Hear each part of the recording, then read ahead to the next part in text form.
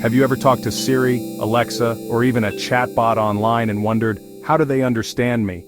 That's the magic of NLP, natural language processing. Let's break it down. Natural language processing is the part of AI that teaches computers to understand, interpret, and respond to human language. It's what powers everything from voice assistants to automatic translations. For example, when you ask a voice assistant, "What's the weather today?" NLP helps it recognize your words, figure out your intent, and give you the right answer. But how does it work?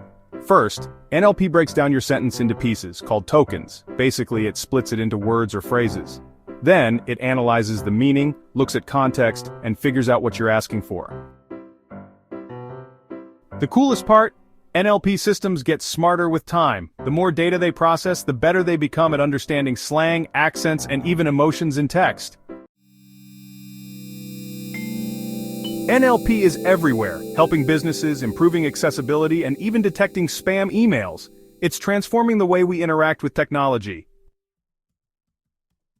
So next time you chat with an AI, you'll know the incredible technology making it possible. What's your favorite NLP-powered tool? Let us know in the comments, and don't forget to subscribe for more AI insights.